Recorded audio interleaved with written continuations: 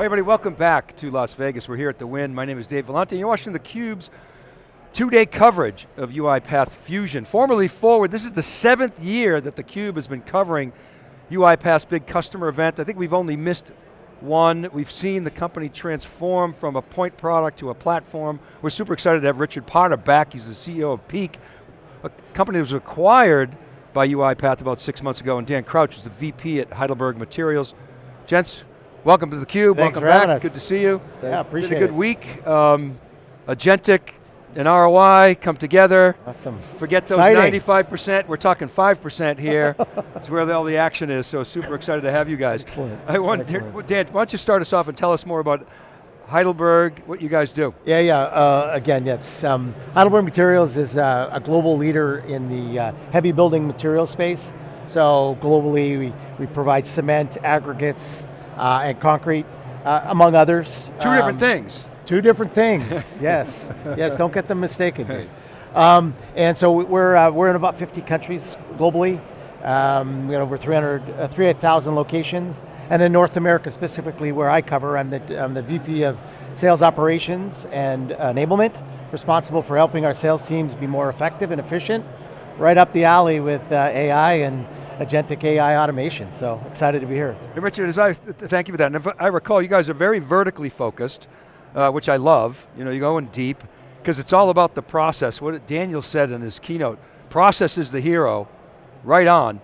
Exactly. And that's kind of music to your ears, I bet. Yeah, I don't think we built our business around that verticalization, right? Like, this technology is so horizontal and almost limitless in its potential, but you have to have an opinion and you need to try and apply it within a certain domain. So as we built Peak, obviously we became experts in the manufacturing space, the CPG space, retail space, companies that have got product inventories, they're trying to optimize that, they're trying to optimize the price they charge for those products, and then we just help our customers build and grow their businesses, you know. But you have to, I think to do that successfully in AI, you do have to be very focused on the business outcome, and to do that you should be focused on a specific domain, I think, yeah. We're big believers. Obviously, we're focused very narrowly on enterprise tech. Yep.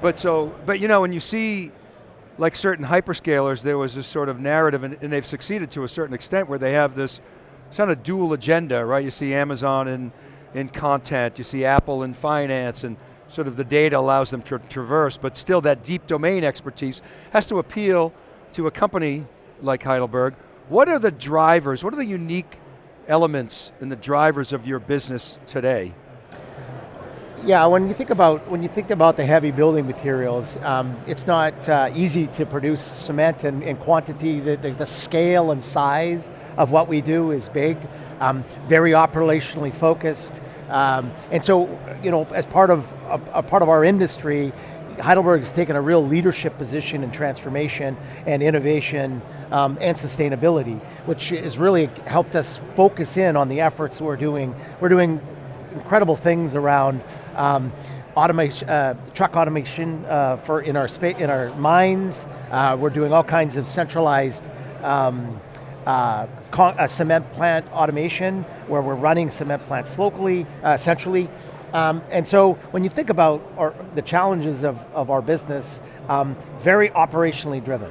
On the commercial side, where I'm focused, you know, it's how do we augment that and how do we stay in front of that with a big animal like Heidelberg Materials. And globally, I think I partner with our global teams, and we look to find synergies and finding areas and finding opportunities, especially in what's arguably a very complicated time when you're thinking about tech and innovation. And innovation, I believe, goes beyond just the products itself. It's the relationships that you're building, it's the change management, and the buy-in of your business and of your stakeholders. And ultimately, it's got to be for the customer. So a lot of physical aspects to your business, obviously. So, yep. Capital intensive. Very. With COGS that, I mean, you got materials that are part of your cost of goods sold. Yep. So automation is obviously key to driving EBITDA and ongoing improvements. So what's your automation journey look like? Can you Well, talk about that? I'm going to stick to where I feel most comfortable, which Yeah, is on please. the commercial side. Yeah. And I think that there's lots going on in this space, and we've kicked off about a year and a half ago a specific 2030 AI strategy. And so as a commercial piece, is really trying to navigate and look at big bets.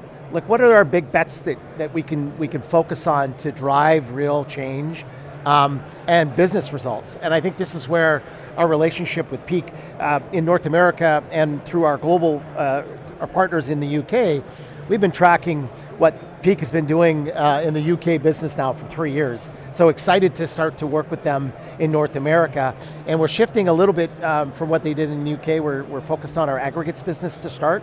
And so we're excited about those. So one of our big bets is pricing and sort of quoting and those things. There's some complexity in the aggregate space, lots of moving pieces, time sensitivity. It's really important. So price optimization is really about 3 things for us. It's number 1 is how do we, obviously we want to get the right price. So how do we effectively, quickly get to the right price? But more importantly for us, it's how do we convert opportunities that we get quicker?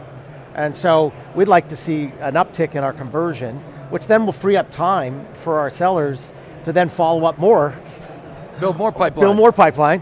And then I think that the time it takes to factor in all the elements of pricing and quoting in general, if we can cut that down close to what they've experienced in the UK, which is from 8 hours typical response time to about 30 minutes, it's going to bring us a healthy dose of opportunity for our sellers. Is the pricing in the market like hyper dynamic, like a lot of spot pricing? It is. So that's what you mean, we get the right price. It's like figure out what the right price is competitively, but also don't lose money, right? Yep. Or there may be certain situations where you have excess inventory where you can be more competitive. Exactly, and exactly. So, and there's some complexity to that, and it's also, we have to produce the materials, right? And I realize we're talking about rock and making big rock into small rock, but there is some complexity, and it's probably one of our more complex business lines, actually.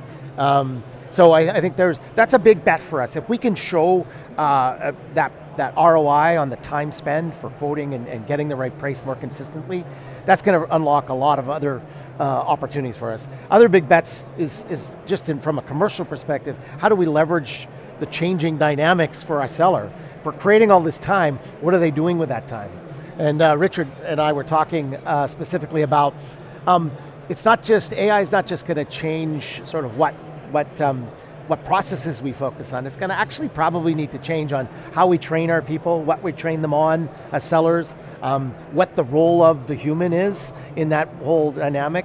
And I think what's critical and what I'm excited about what we're learning with our partnership with Peak is that if we engage our teams in the process, the anxiety around being replaced by AI is vastly diminished, and we see great opportunity, and they get engaged, and we can double down on those opportunities. So really rewarding early adopters and getting them involved in the process. So it's big. I think that's important. So Richard, jump in. Maybe you talk about the relationship with Heidelberg, how it kind of got started, where you add value, and how you're helping with the... It's a great story, in a sense that, we started working with the UK business 2-3 years ago, and have really done a couple of things well, which has led to some really nice business outcomes, right? So Dan's already talked about it. The quotation process was long and complex because it touched multiple systems, manual data inputs, those kind of things.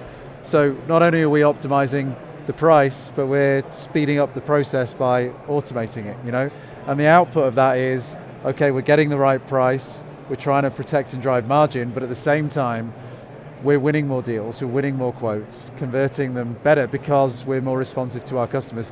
So that's really been a good proving ground, but what's kind of fascinating now about this global rollout is the business sounds like it should be quite similar everywhere in the world, and it is different. Every region is slightly different dynamics, so it's very important that you have at the heart of it a flexible AI that can understand and optimize to them like the local market dynamics that it behaves in, and it helps the sales teams get the benefits that Dan's talked about. So we're in a really exciting phase now, going outside of the UK to the rest of Europe, the world, the US, North America, and other places.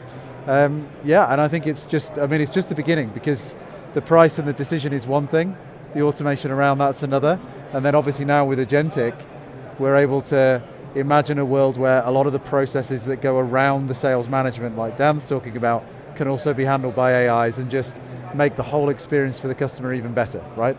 So pricing and quoting is what's happening in the commercial business in the US. Yeah. You're bringing portions of that globally, Yeah. and are there other use cases that you're finding? Yeah, I think in the future there will be other use cases. But right now, obviously, we're focused on a big global pricing and automation rollout in that sense. But there's like, it's one of those things, we talked about it just before we came on air, didn't we? There's limitless opportunities, really, when it comes to what you can deploy agentic automation into. Picking the right ones is important, and we've picked a really clever one here, which is, okay, if we can optimize this, we're going to drive performance in the business, and that outperformance will feed the next use case and the next use case. And I think Agentic's just going to help us automate and optimize all of the processes around the front office, looking after customers and so on. And at some point we can look at the back office. As you know, Peak's very strong in inventory optimization, demand forecasting, product allocations, things like that. So yes, there's future areas that we can look at, but today there's a really strong opportunity. And the back office is where the RPA infrastructure has grown up, so that's in place. Yeah. How does that infrastructure complement Agentic? Well, it's a really... Where do they dovetail, and what's the I think it's fantastic. Segue into like how Peak is even here at the UiPath conference, right? Like, as you know, acquired by UiPath about 6 months ago. Right. And this new category of agentic automation needs to combine like several different technology sets, but all of those technologies are working to the same business end. Businesses want performance, they want optimization, they want efficiency, but they want to just be the best business they can be. And RPA is an important part of that, other automation technologies are a part of that, but agentic automation is about that. It's about agentic, it's about orchestrating all of those different choices. But then where Peak's traditionally very strong is specific decision optimization using machine learning techniques, right? And you need all of those technologies if you're going to optimize and automate a whole business process. So that's what's really exciting for us, because we're bringing all of that together in this new category, and that just offers, phenomenal potential. So what does success look like for you, Dan? How do you measure that? Well, in the commercial space, and for this particular, obviously getting this proven out and actually seeing real business results, because the business results are actually very customer focused. Like, the more time we have to be with our customers, the more likely we're going to continue to have those customers, and the more likely that we're going to continue to grow our business. We're a very established business, and I think success looks for, this is a starting spot. Innovation is not just, like I mentioned earlier, about the products themselves, but how do we get there? I'm not from the tech space at all. I'm from more of an operations perspective, sales perspective, and it's daunting. So looking for partners and partnerships to help us navigate this space is critical, and I think that as we get successes, as Richard pointed out, you can build on those successes. So it's not far away to consider how do we then leverage, now that we've got price optimization in our process, how do we actually optimize the pricing and automate the actual quoting process?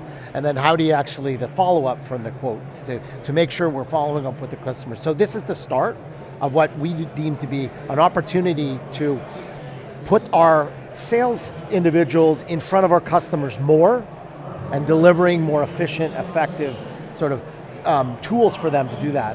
And I'll just echo this, cement, aggregates, we're often deemed as this commodity in our spaces, and we really feel like through sustainability and our opportunity from a sustainable products perspective and our innovation and leading the industry, that we can move beyond the commodity base and actually become value-based. And I think there's real value in delivering that customer experience. So what does that mean for the type of seller that you bring on and train and coach, and how does AI affect all that?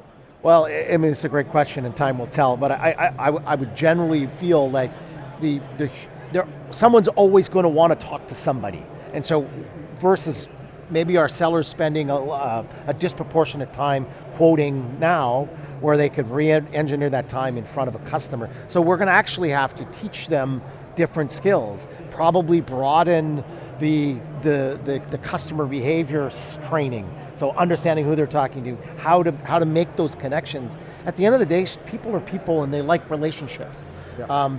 And you want to work with people that you have relationships. And I would say, I would put up our team against anybody when it comes to relationships. But are they getting enough time to do it? And can we get them to do it more?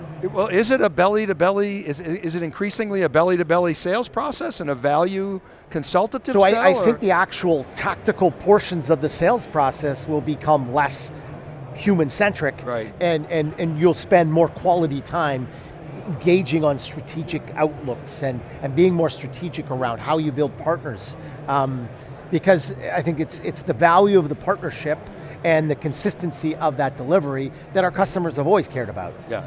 When I order a ton of stone, I expect it to be there when I ask for it. So the more we do that, so it becomes, I think it's just becoming, it's going to be very interesting and it's an exciting time. But I think it's not just about taking the processes and automating it. Some of those processes actually may have to change, especially the human-centric ones.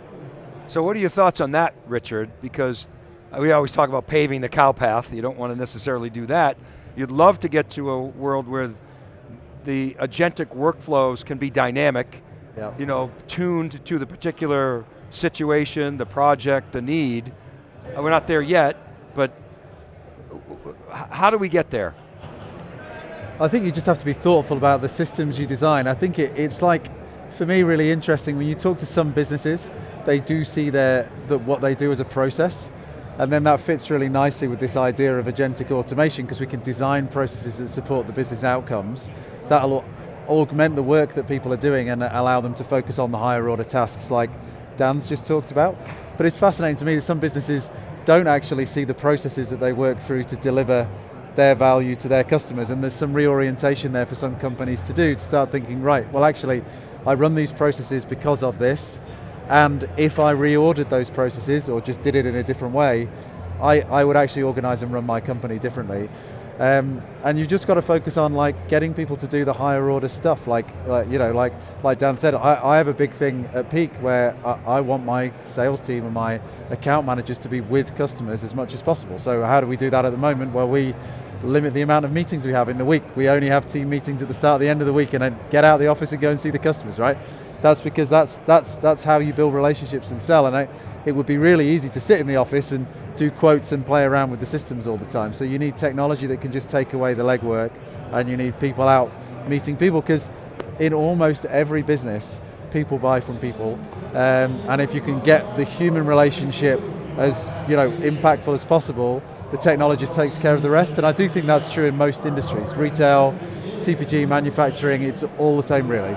It's just people kind of forget that at some point. Well, we certainly forgot it during COVID. We're like, oh, everything's going to change, and we're not going to go on sales calls anymore. And I remember I would observe our clients and our own team, when those customers and our team who got out there and went belly to belly, the results, you could see. All right, we're here, let's say, next year at Fusion 2026. What do you each want to be able to say a year from now that you're not able to say today? I think we need to prove we got a viable approach to optimizing our price consistently and supporting a customer-centric workload for our sales team. I think that would be, for this particular opportunity, I think that would be by far the nice thing. And we're delivering not just hard results, but we're also delivering that ROI on time spent. Because things aren't getting easier unless we actually approach these things from this lens. And I think there's so much confusion around what AI is and what AI isn't, and how quickly and how efficiently. I think you've got to get started.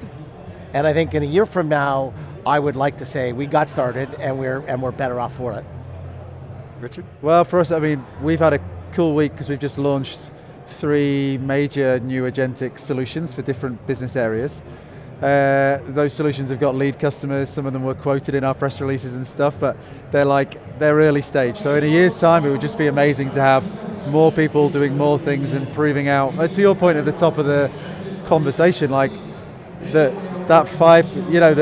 5% of projects that are generating the value, that's where we feel like we are all the time, and we want to make sure that we stay there. So more and more of that, and more success, and as the space develops, we want to be at the forefront and the cutting edge. So yeah, that's what we'd like. Real quick, what are the 3 solutions? Can you give us a quick so rundown? we've got what we're talking about here with Dan and Heidelberg, which is agentic commercial pricing. So that does quote pricing, list price optimization. It's even got this really cool new bid writing agent, so it can like write bids and tender responses.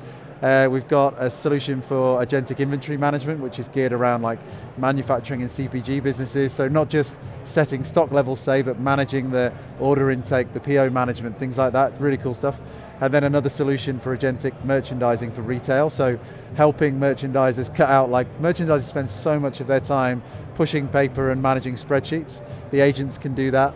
The decision AIs can optimize the decisions, and then the merchandisers can focus on the creative value add tasks. So those are the 3 biggies, and like, yeah, it would just be cool to get. Love the solutions focus. I mean, that's what enterprises need, right? They don't want to build it themselves and do it yourself. And I would comment on that. I think what I fear is you look for solutions in 100 different places, and there's lots of them out there right now, startups, and it's very hard to navigate. So finding good partners and finding those types of relationships, because otherwise you're going to be all over the shop and not focused on what's going to deliver the most. And so that's why we tried to be fairly pragmatic around our big bets, seller activity, and how do we automate and simplify that process, price optimization, and then sales leads automation. And those 3 things, if we can get those right, others will just start to bolt onto them. And it's hard to navigate all the new things that are going. So finding good partners is not easy to do. Yeah, value of those partnerships, it pays dividends. Thank you guys, really appreciate you coming on. Dan and Richard, good to see you. Good, nice to see you. All right, and thank you for watching. Keep it right there. We're winding up day 2 here at Fusion 2025 UiPath. We'll be right back. You're watching theCUBE.